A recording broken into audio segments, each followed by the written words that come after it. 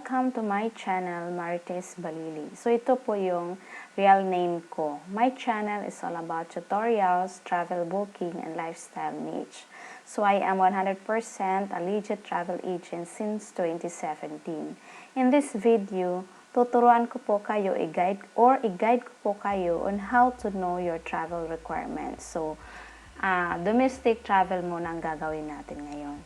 So, as a travel agent po, ang inuuna ko po talagang tinitingnan is yung website ng airlines. Kasi yung mga airlines po ay updated naman po yan sila sa mga requirements. So, first po, ang titingnan natin is yung Philippine Airlines.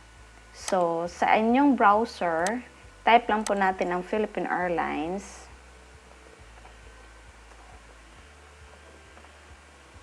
Enter.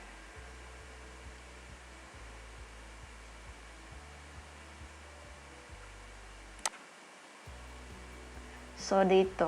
Ito po yung homepage. Dito lang po natin titingnan, domestic flights, international. Ito, travel rules and requirements. So, learn more.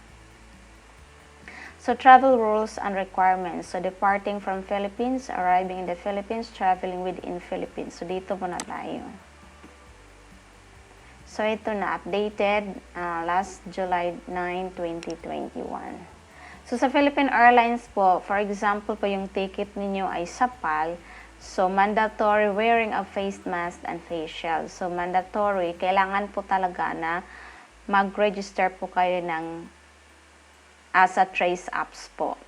So, like for example po, yung experience ko, since hindi ako maka-download ng Trace App, so, pagdating doon sa airport, magtatanong sila kung may Trace Apps ka ba. Sabi ko, sir, hindi po kasi ako maka-download kasi full storage na yung cellphone ko. So, don't worry po pag ganon kasi doon sa airport ay may personnel naman po doon na nag-a-assist po sa Trace Apps. Or, kung gusto po ninyo ay mag-download po kayo, pwede naman po yun. And then, kay PAL din po, kailangan naka-register po kayo sa Passenger Profile and Health Declaration. Dito po. So, ako, pag nag-book po ako sa client ko, so ako na po ang gumagawa dito. Ito pong form na to is tatlo to eh. So, mahaba-habang fill-upan ito kasi tatlo siya. So, dito, down, eligible passengers for domestic travel. So, nakalagay dyan. And then, departure guide for domestic travel. Frequently asked questions. So, ito na po. Nandito na po yung mga place. So, i-click mo lang and then makikita mo dito yung requirements nila. Example, pupunta ka ng Cebu. Ito, a guide for Philippine domestic travel. So, ito sa Cebu, travel permission allowed naman po siya. Reminders, ayan, all passengers and personnel should wear face shield and face mask when accessing Mactan Cebu International Airport Terminal. So, may mga ano naman po nakalagay dito. ROF, Returning Overseas Filipinos, kung ano po yung requirements. LSI, kung ano po dyan, valid ID, medical certificate, and then past symptoms checking sa screening at the airport, departure and arrival. Mayroon naman po tourism or non-essential, valid identification card, ayan po. Mayroon po siya. So, updated po yan. Mandawi City, anong requirements mo? Yan. So, at kung gusto po kayo na mag-testing po, so mag-avail po sa airlines, kasi may mga accredited testing center po sila eh. So, ito. Asan ba yan? Yan, ito. Si PAL COVID-19 Testing Centers. Kung halimbawa gusto po kayo mag-avail dito kay PAL. Kasi mas sila eh, mas lower price sila compare sa iba. Ito, to eh, nag-book ako dati sa client ko dito, 3,300 yung bayad niya sa RT-PCR test niya. Ito, mayroon naman pong instruction. So, don't worry guys po, kasi pag nag-book po kayo sa agent, so si agent naman po ang bahala dyan eh, mag-fill up. Yan po ang kagandahan pag nag-book ka sa agent. Kung ikaw mismo nag-book, edi ikaw ang mamroblema dyan sa pag-fill up. So, ganyan po. And then, next po natin na titingnan na website is yung kay Cebu Pacific.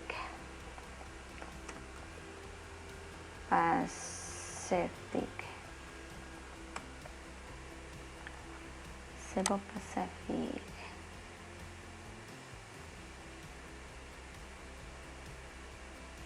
Ito na yung bagong interface ni Cebu Pacific. Saan ba yan? Everyone.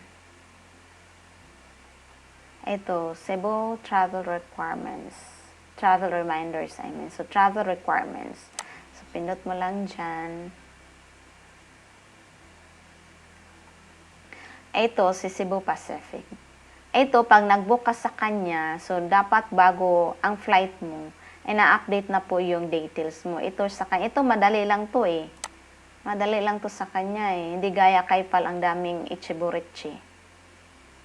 Ganyan lang, type mo lang yung booking reference, surname ni client, and then go. Tapos doon makikita yung ano niya, yung name, contact details, email address, ganun. Ganun lang, tapos update mo lang. Ganun lang siya. Madali lang siya. And then, travel requirements, ayan na po, oh. Like, for example, travel requirements to Bohol. Click mo lang. Updated last May 26 pa siya. For tourists, negative RT-PCR test, RT-PCR test. Ayan naman po. Travel requirements. So, at least po, kahit pa paano, pag tumingin po kayo dito sa website ng airlines, ay magkakaroon po talaga kayo ng idea kung ano po yung mga requirements na kailangan mo sa iyong travel. Yan, marami naman po eh. Complete. May international. Okay, kasi domestic muna tayo. And next po is, titingnan natin is yung AirAsia.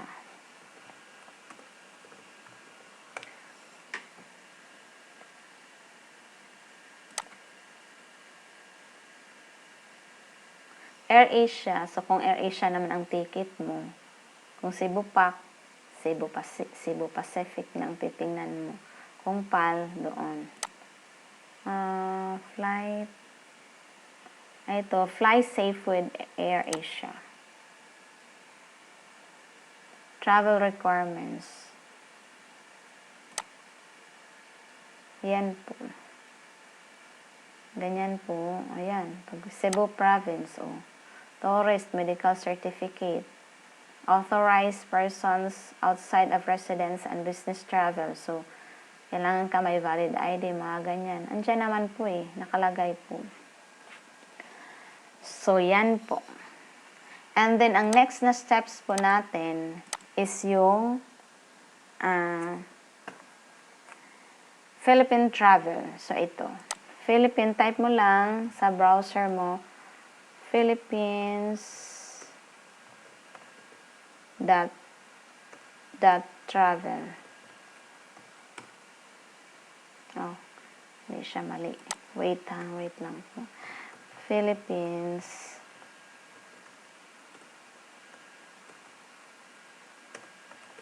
travel. Philippines travel. Yan. Ito po siya. So, Philippines travel. So, ito na. Philippine Travel Advisory. Ayan naman po. Important IATF updates. Inbound Travel Advisory. Announcement and safety protocols and subsidized RT-PCR testing. So, ayan po dito. Important IATF updates. Ayan po, quarantine levels. Ayan po sila. Nakalagay. So, basa-basahin nyo lang. And then, pwede din na bumisita din kayo sa aking website, travelgodeals.com. Ganito din naman ang makikita mo is si Philippine Travels din. Ito yung aking website, Travel Go Deals. So, gagawa ako ng video kung paano ito na i-navigate. Nag-loading siya. Yan, learn more. Ayun, makikita mo dito yung Travel Guidelines Information Advisor. Ganito din, may Cebu Pacific ko nang nilagay, Philippine Airlines. Ayan, ganyan din ang lalabas. So, inbound travel yung mga papasok para dito sa Pilipinas. Announcement and safety protocols. Ito, subsidized RT-PCR testing. Yan, kung gusto mong mag-avail ng 50%.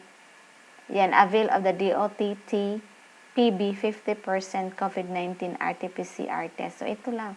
Mayroon kayong makukuha dito ng mga information. So, next po natin na titingnan ay yung sa LGU. So, mas maganda pa rin, halimbawa, Dipolog, tapos Manila ka. So, saan ka ba pupunta sa Manila? Anong barangay? Kasi, baka maibang barangay din na kailangan nag-required sila ng travel documents na kailangan mo pag dating mo doon magpe-present ka. Like sa nangyari sa akin. So, pagdating ko, nagbigay ako ng medical certificate which is kinuha ko doon sa health namin, sa local namin. So, may ganun po kasi.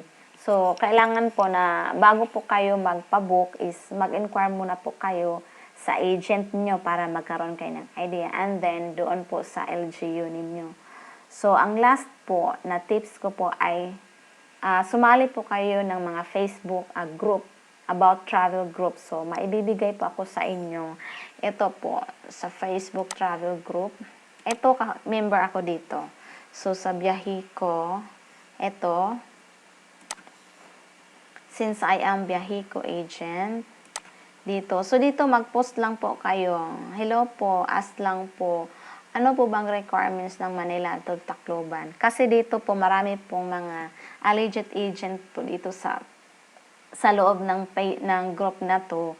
And then, may mga recent po sila na client na nag-flight. So, nag-share naman po sila ng mga information sa requirements. So, maganda na sumali po kayo ng mga travel groups. And then last po, another groups po group na ibibigay ko is yung promo.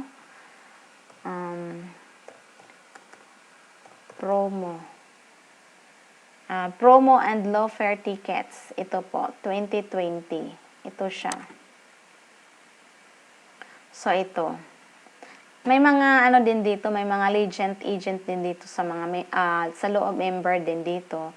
So, mag-post lang po kayo dito, mag-inquire lang po kayo kung ano po yung requirements. Like, for example, Manila to Davao.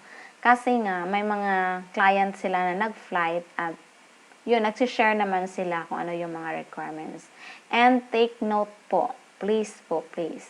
Marami po akong nabasa po sa mga, nakita sa mga post ng mga travel groups na na-scam po sila sa booking nila. So, ito, may na-post na to na na-scam sila. Ang sabi, nasa loob, active pa daw yung nag-scam nila.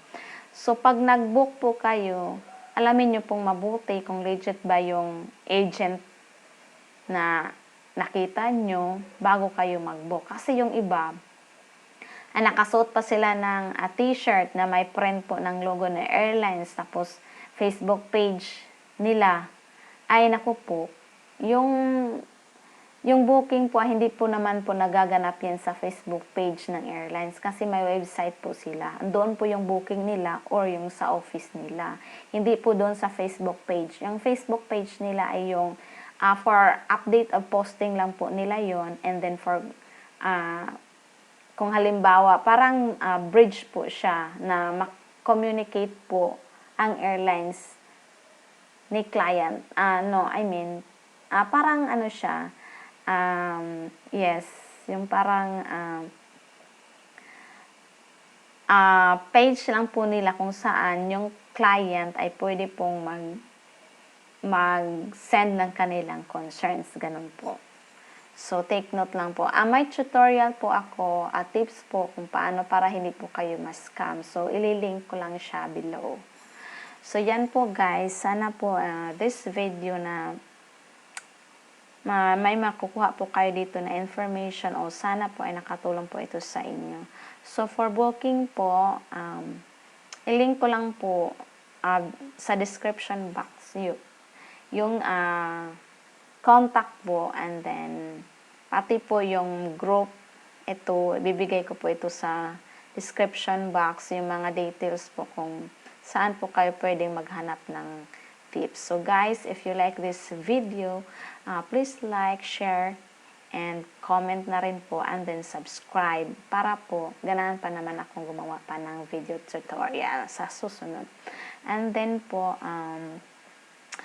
you can comment po below kung ano pa po yung gustong content na gawan po natin ng video. Okay guys, thank you so much, and please subscribe po. Please support our channel po. Thank you.